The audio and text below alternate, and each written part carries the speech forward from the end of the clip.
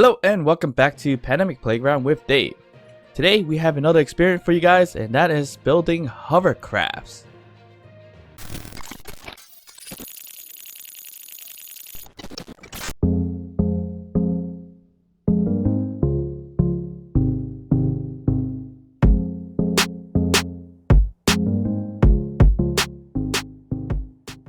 Alright, so let's take a look at this hovercraft that I made.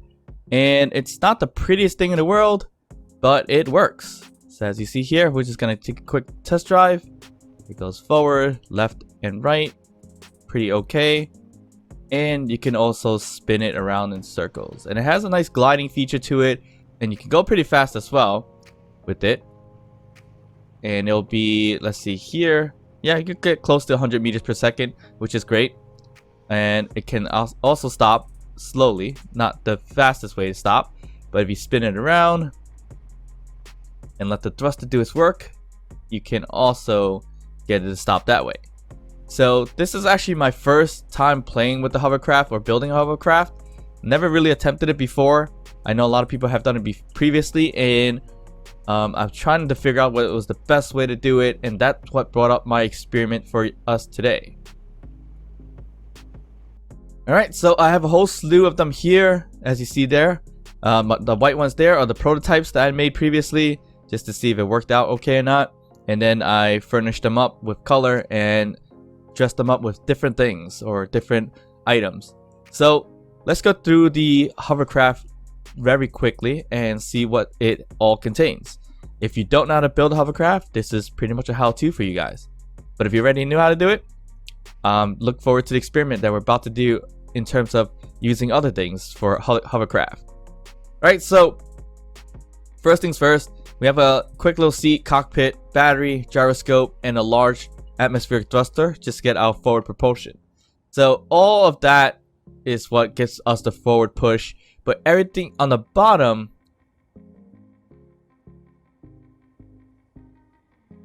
does the rest.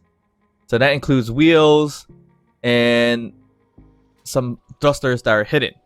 They can move left, right, and stop. So to make it easy, I actually do have, well, if I wanted to brake, like say if I go too fast and I want to brake, I actually have this measure here to stop us from doing that. And that are pistons. So this piston also allows me to raise up the whole entire hovercraft to see and adjust anything that's underneath that may be broken or needs fixing. So yeah, underneath you're gonna see braking thrusters. Well, when I say braking thrusters, backward thrusters, so they can stop the momentum going forward. In that way, we also have some sideways thrusters. I think I only put 4, 2 on each side here. That way you can go left and right a little bit. And the wheels are the most important part of it, and that is what's making it kind of hover. I have 6, 7, 8 of these here, as you see here. It does take up a lot of space down here. That's why it's so high up from the ground. But with the pistons going down and having it on the floor,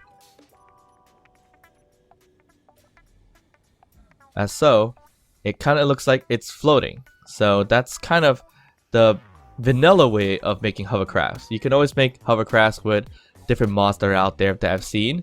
If you have any good ones, feel free to leave a suggestion down below in the comment section, and I'll check them out. But for the most part, this hovercraft does work out pretty well, which is great. And yeah, again, that's pretty much the gist of what's in here. The setting itself is a little different story. So to make a hovercraft, really what you need to do is set the wheels in a specific way. And when I say a specific way, that is really get rid of friction, which is 0%, and maybe get rid of steering as well. I got rid of propulsion, braking, and things like that too, just in case. But I think the most important thing is steering and friction. So once you have frictionless wheels, it glides pretty well. And as you see there, it doesn't cause any issues. And you can kind of ramp this a little bit. So since it is an experiment, let's just take a step to see if we can ramp this towards the mountain and see what happens to it. Will it brake? Will it maneuver okay? We'll take a look. We'll probably ram it right through here and see what happens. Well, actually, I'll make a quick left to a smaller little ramp. But as you see here, it really glides well. a little bit of a spin here with the gyroscope. And let's see if we can go up this mountain with any issues. Here you go. You've got a little ramp here, so you fly up a little bit. You can adjust, and it just keeps falling down. And it looks like I hit the ground a little too hard, but that's fine. It didn't really break anything too significant. Yeah, it just broke the sidings of it really. So, and keep in mind, I'm going like 100 meters per second really. So that's why it's doing that. But look, it's gliding okay still. I may have broken a few thrusters just now, but it does glide really, really well. And again, if my pistons are still active, I can use that to kind of bring it up and slow it down. So that's kind of the hovercraft I made. It's not the best looking thing in the world, but it kind of works. So I'm gonna stick to that for now. It looks like I broke the front. Yeah, I broke my left and right thrusters. So probably need to find a better placement for it if I'm gonna do ramping styles like that. But yeah, decent looking thing. I was trying to make a more rectangular one. I somehow made it into a square, but again, it works. So not too bad. Well, back here in the experimental playground here, we have a few different things we wanted to try with the hovercraft. The basic hovercraft, again, wheels, thrusters to help with momentum forward and backwards and sideways. And I wanted to try other things. So when I say other things is, one, why do we have to put tires or wheels sideways instead of a normal wheel like this and just make them frictionless?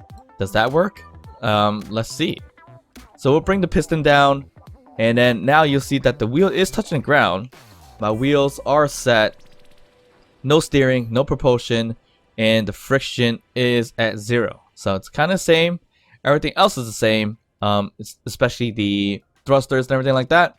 So let's see if this works. So spinning it with the gyro, it looks fine, no problem whatsoever. And then we go forward, and that seems okay, but it doesn't really seem like it's a bit of a hovering thing, because you can see clearly that the wheels are touching the floor right there. And a bit of another issue is that it does rock a little bit, so it kind of seems, you know, performing a little bit different from having the wheels on a sideways slant, but it's not that significantly different. So if you wanted to build a hovercraft that with hidden wheels kind of show so you don't see it and it looks like this, you can do it this way. It's not a big deal. As long as you put the friction and steering off, it's perfectly fine, as you see here. I don't know what just broke there, but it's doing the same, performing almost the same, except for right there where it's got kind of stuck, but it looks fine, to be honest.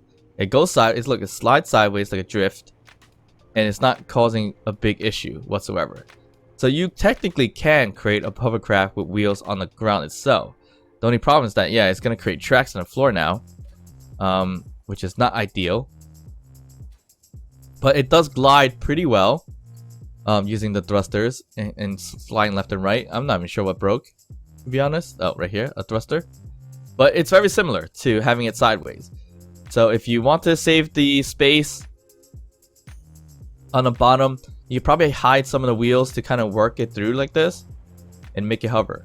The only problem with this is that it does wobble a little bit, so it doesn't really seem like it's hovering like you put on the sideways with a lot of wheels like I did with the first one. So this one does kind of rock a bit like it's actually on wheels. So that's the biggest problem that I have with it. But other than that, it looks perfectly fine.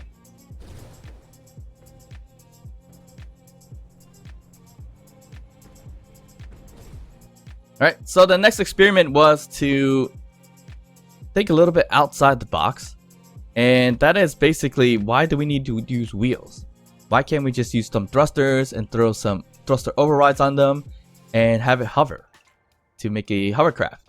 So that's exactly what I did with this one. Same exact thing. Took out all the wheels, put a few thrusters, 4 to be exact, going upwards. And I just had to adjust the thrusters a little bit in terms of the upward thrusters. and set them to thrust override at 79.5. So that way you get a slight hover and nothing too crazy. So if I bring this down, it's pretty much touching the floor. But if you press forward, you see that it's kind of hovering, but it glances the floor pretty roughly. But if you go forward enough, it potentially can go pretty far. Or not. So I had the upward thrusters off for a reason, because it tends to fly up a little bit. So with them on now at 79.5, it's kind of hovering, but the problem is that it flies up a little too far up, and sometimes it eventually comes back down. So it kind of does like a weird little bounce kind of thing. As you see here, we're going forward, and it's kind of more of a ship, but it does bounce up and down as you see here.